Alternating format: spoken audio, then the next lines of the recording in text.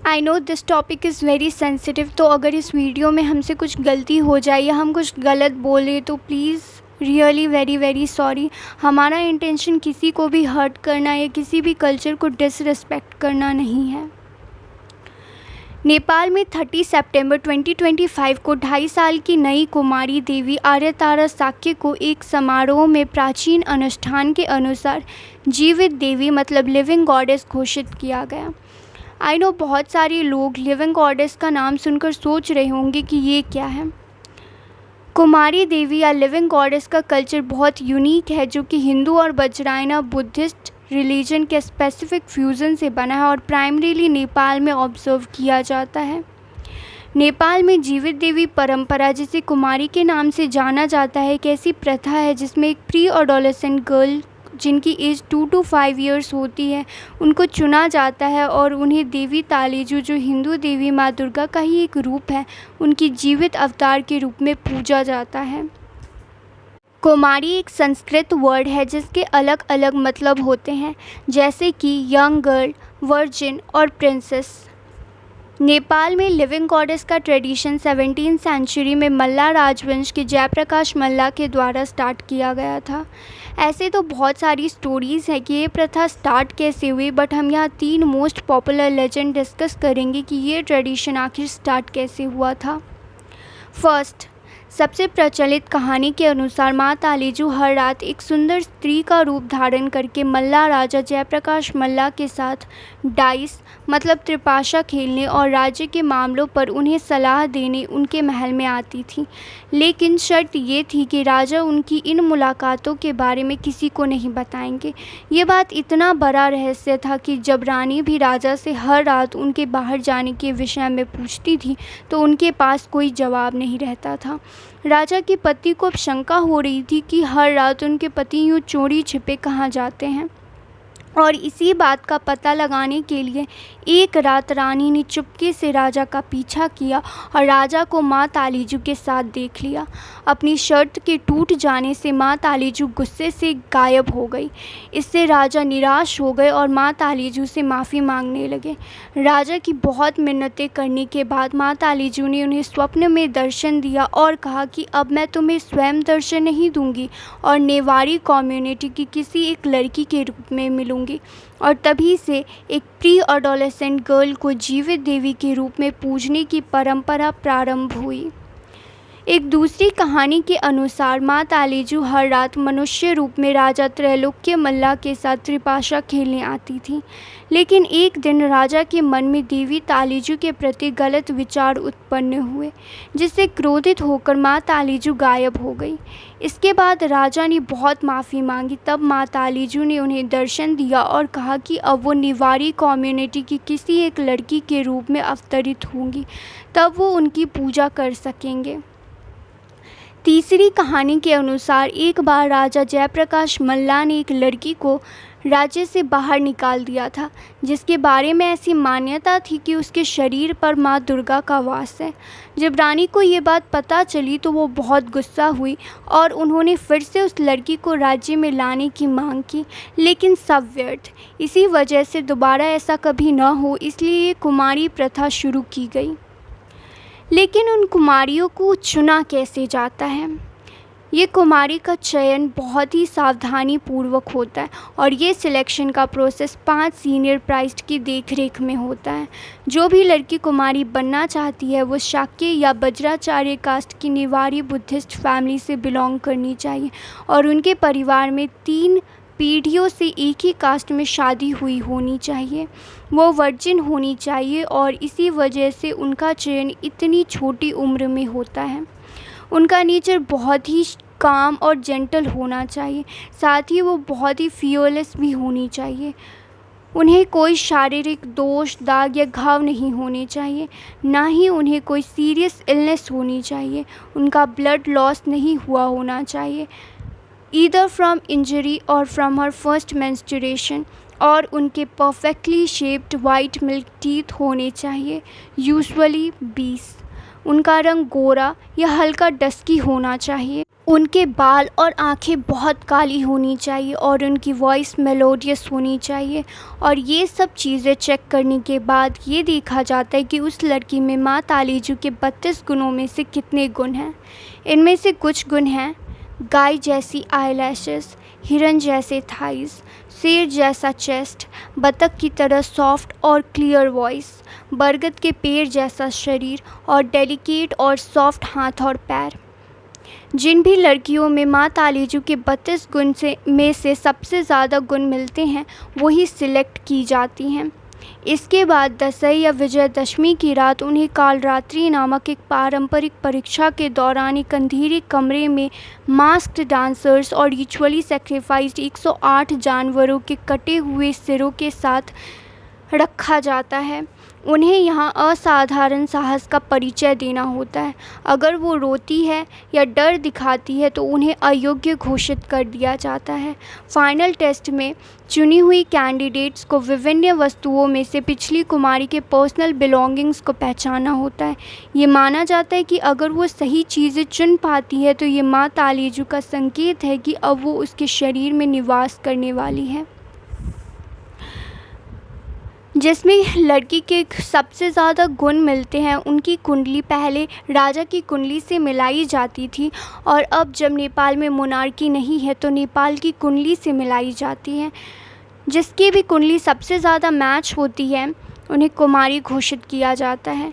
उसके बाद कुछ रिचुअल्स किए जाते हैं जिससे सिलेक्टेड कुमारी की इम्प्योरिटीज़ को क्लीन किया जाता है। सिलेक्ट होने के बाद एक कुमारी अपने परिवार और घर को छोड़कर कुमारी घर में रहने आती है। यूँ तो नेपाल में कई प्रकार की कुमारी हैं, पर इनमें से सबसे महत्वपूर्ण है काठमांडू की कुमारी और इसीलिए इन्हें राजकुमारी भी कहा जाता है। और सिर्फ इन्हें ही अपनी फैमिली को छोड़कर कुमारी घर में रहने आना पड़ता है। बाकी कुमारियाँ अपनी फैमिली के साथ ही रहती है, पर वो अपने घर में भी बेटी की तरह नहीं बल्कि भगवान की तरह ट्रीट की जाती हैं और उनकी फैमिली भी उन्हें उनके नाम से नहीं बल्कि तालेजू कहकर पुकारते हैं। हर दिन उनकी आरती होती है और जो भी खाना बनता है वो सबसे पहले कुमारी को दिया जाता है। दूसरी ओर नेपाल की कुमारी का मुख्य दायित्व एक लिविंग गॉडेस के रूप में सर्व करना है, जो कि देवी तालेजू का अवतार है और नेशन की दिव्य रक्षक के रूप में काम करती है। उन्हें ट्रेडिशनल रेड ड्रेस पहनना पड़ता है और विशेष श्रृंगार और आभूषणों से सुसज्जित होना पड़ता है, खासकर तब जब वो सिंहासन पर हो।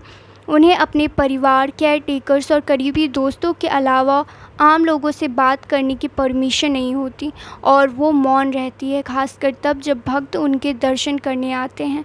उनकी चुप्पी को भक्तों के लिए सौभाग्य का संकेत माना जाता है।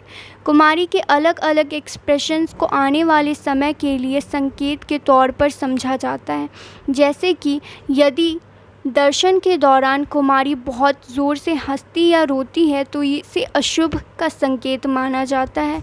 अगर कुमारी शांत और संयमित रहती है तो ये माना जाता है कि आपकी प्रार्थना स्वीकार होगी। यदि कुमारी कपकपाती है तो आपके जीवन में अस्थिरता या किसी परेशानी का संकेत हो सकता है, और अगर वो अचानक से चिल्लाती या चीखती है तो ये किसी गंभीर बीमारी या समस्या का संकेत माना जाता है। कुमारी साल में केवल 13 से 15 दिन ऑफिशियल रिलीजियस प्रोसेशंस और फेस्टिवल्स के लिए ही अपना निवास छोड़ती है। वो एकांत में जीवन व्यतीत करती है और औपचारिक आयोजनों के अलावा उन्हें ज़मीन पर पैर रखने की अनुमति नहीं होती और त्योहारों या समारोहों के दौरान उन्हें पारंपरिक पालकी में ले जाया जाता है। ऐसा इसलिए किया जाता है क्योंकि उन्हें पवित्र माना जाता है और ज़मीन को देवी के लिए अपवित्र और अयोग्य माना जाता है। इससे उनकी प्योरिटी मेंटेन रहती है और ऐसा माना जाता है कि अगर उनका पैर ज़मीन को छू ले तो दिव्य आत्मा उनका शरीर छोड़ देती है और इन केस उन्हें चोट लग जाती है और उन्हें ब्लीडिंग हो जाती है तो वो थ्रोन से भी निकाली जा सकती है। इनकी ब्लेसिंग्स लेने के लिए बड़े बड़े पॉलिटिशियंस और रॉयल्टी भी आते हैं और ऐसी मान्यता है कि इनके दर्शन मात्र से गुड लक आता है। इसके अलावा लिविंग गॉडेस के फोरहेड पे 2 विशिष्ट और महत्वपूर्ण चिन्ह हैं, एक पेंटेड थर्ड आई और एक लाल टीका या भृगु। ये पेंटेड थर्ड आई जो फोरहेड के बीचों बीच है, जिसे अग्नि चक्षु या फायर आइज भी कहा जाता है, वो कुमारी का देवी तालीजू का के साथ डायरेक्ट स्पिरिचुअल कनेक्शन को दर्शाता है। और ऐसी मान्यता है कि ये तीसरी आँख बुरी शक्तियों को दूर और नष्ट करती है। भृगु जो चमकदार लाल टीका है वो कॉस्मिक एनर्जी का प्रतीक है और धन, समृद्धि और राष्ट्र की उज्जवल भविष्य का भी प्रतीक है। एक लड़की लाइफ के 8 से 10 साल अपनी नेशन को दे देती है और फिर जब वो प्यूबर्टी अटेन करती है और उनका फर्स्ट मेंस्ट्रुअल साइकिल आता है तो वो ये डिवाइन स्टेटस खो देती है और नई कुमारी के चयन का प्रोसेस स्टार्ट किया जाता है। सब चीज़ों के दो पहलू होते हैं, एक अच्छा और एक बुरा। पॉजिटिव साइड तो हमने देख लिया, जिसमें हमें ये पता चला कि कैसे उन्हें देवी की तरह ट्रीट किया जाता है, उनकी सारी विशेष पूरी की जाती है, उनका ख्याल रखने के लिए केयर टेकर्स होते हैं, उन्हें लाने ले जाने के लिए पालकियाँ होती हैं और उनकी एक झलक के लिए पूरा देश तरसता है। बट एक दूसरी साइड भी है, क्योंकि उन्हें देवी का इनकारनेशन माना जाता है तो कुछ साल पहले तक ये माना जाता था कि कुमारी को पढ़ने की ज़रूरत नहीं है, क्योंकि उन्हें तो सब कुछ पता है। इसीलिए जब तक वो थ्रोन पे रहती थी उन्हें पढ़ने नहीं दिया जाता था, उन्हें किसी से बात नहीं करने दिया जाता था एक्सेप्ट हर family members and caretakers. इसी वजह से जब बच्चे का ब्रेन डेवलप होता है और वो सोशलाइज करना सीखते हैं तब कुमारी को आइसोलेटेड रखा जाता था, और जब वो प्यूबर्टी अटेन करती थी और उन्हें डीथ्रोन किया जाता था तो उन्हें as a normal human being जीवन जीने में बहुत कठिनाइयों का सामना करना पड़ता था, क्योंकि इसमें वर्षों के आइसोलेशन और वर्शिप के बाद सोशल इंटरेक्शन, एजुकेशन और रोज़मर्रा की ज़िंदगी में एडजस्ट करना होता है। और तो और उनकी शादी भी नहीं हो पाती थी, क्योंकि ऐसा मिथ था कि जो भी एक्स कुमारी से शादी करेगा उसकी मृत्यु हो जाएगी। हालांकि अब ये मान्यता प्रचलित नहीं है और फॉर्मर कुमारीज़ को अब इनकरेज किया जाता है शादी करने के लिए। और जहाँ तक बात एजुकेशन और सोशलाइज करने की रही तो ये किसी भी इंसान के बेसिक राइट्स हैं। हाँ, ये बात सच है कि गवर्नमेंट फॉर्मर कुमारीज़ को पेंशन देती है, बट वो इतना ज़्यादा भी नहीं होता कि एक कुमारी अपनी पूरी ज़िंदगी उससे बड़ी आसानी से जी पाए।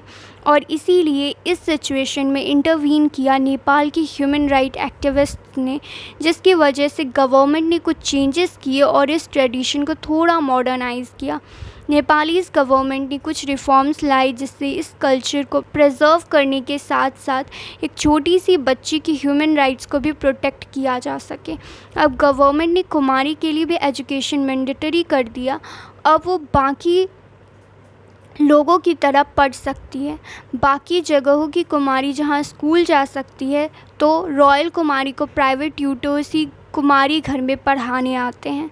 कुमारी के सेक्लूशन को कम करने के लिए काठमांडू की रॉयल कुमारी को अब टीवी देखने और बाहरी दुनिया से सीमित संपर्क रखने की भी अनुमति है।